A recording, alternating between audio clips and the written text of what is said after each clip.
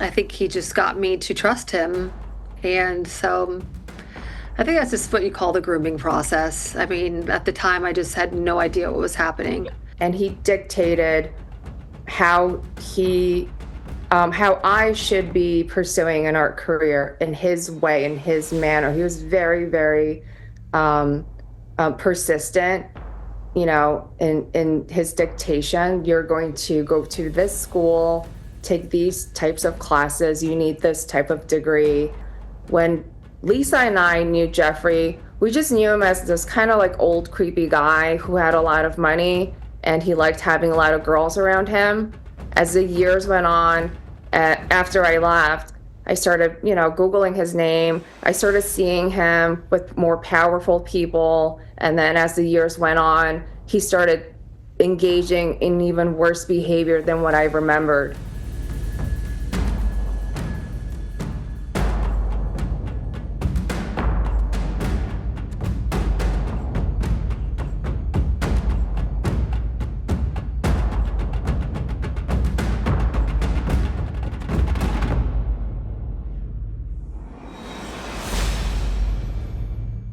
At one point, you've said that Epstein asked you if you wanted to meet a prince.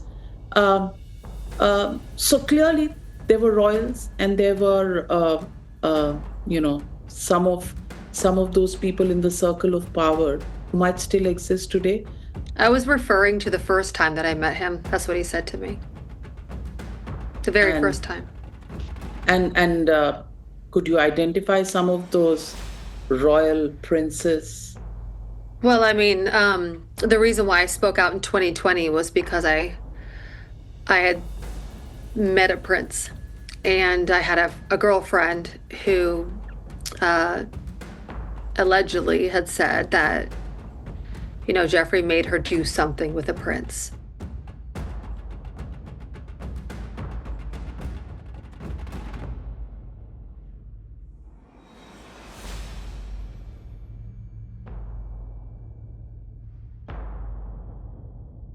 We know the names. Many of us were abused by them. Now, together as survivors, we will confidentially compile the names we all know were regularly in the Epstein world. And it will be done by survivors and for survivors. No one else is involved.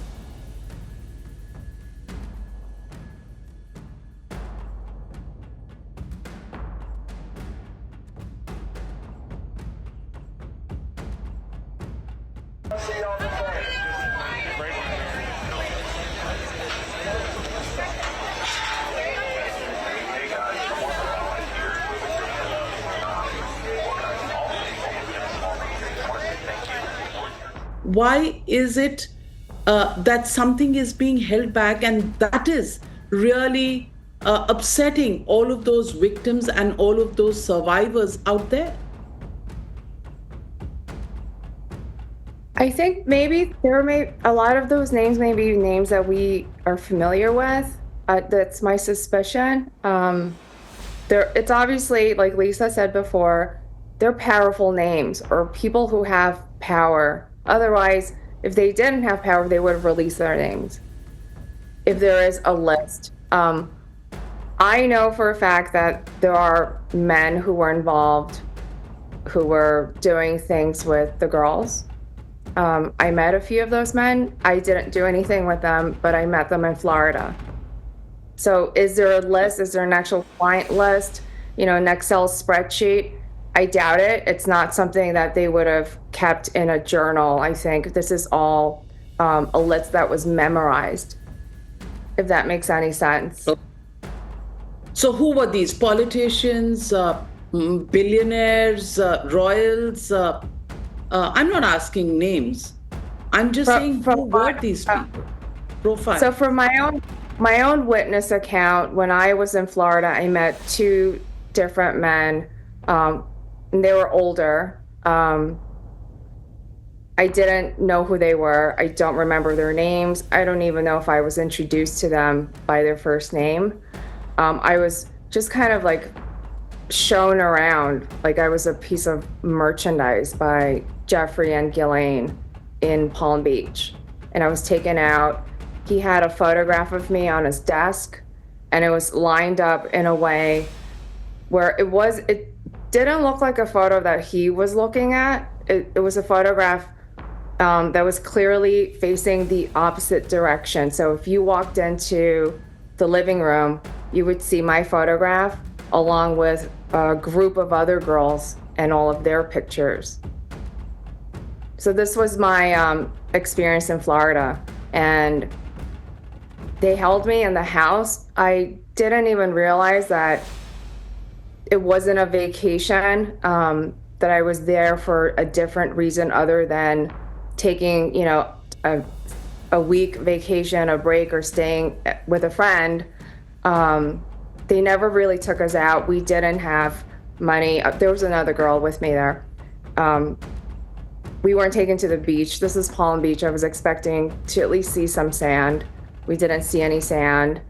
I don't recall having access to telephones. I didn't get to call my family to let them know where I was. They escorted us, with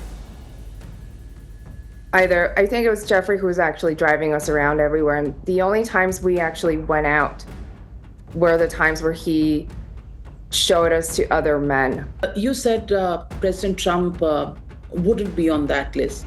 So then, is he trying to protect someone? Why are some of these names not coming out? Is it because nobody can identify who these people are? Lisa, what's the real truth? Well, that's the whole reason why everyone wants the files released, is because most people don't know the truth. People are just speculating. Each survivor has little pieces of the puzzle. And everyone who knew Jeffrey has little pieces of the puzzle, but nobody knows everything. I mean, because that's how Jeffrey was. He wasn't out there. He wasn't a playboy. He wasn't like a P. Diddy that everybody knew everything, about them and knew what was going on. Most people didn't know anything what was going on. Do you believe there is more to it than meets the eye about the circumstances around Jeffrey Epstein's death? The missing minute in the video. Do you really think there's something there? I absolutely don't think Jeffrey would have ever killed himself. He was too much of a narcissist and a predator and evil to take his own life. And I've studied every photograph of him, from the autopsy report to the molars on his teeth. I've compared photographs of the deceased images to images of him when he was alive, and it's definitely the same person. I thought at first maybe this is some Hollywood makeup that we're looking at, but when I compared the teeth, the molars, to what we saw on the autopsy table, I knew that was him. So he definitely died, just to get rid of that conspiracy theory that he may be out there living his life in some island and he got away with it. I don't think that's true. I think he definitely died, but I don't think he would have ever killed himself.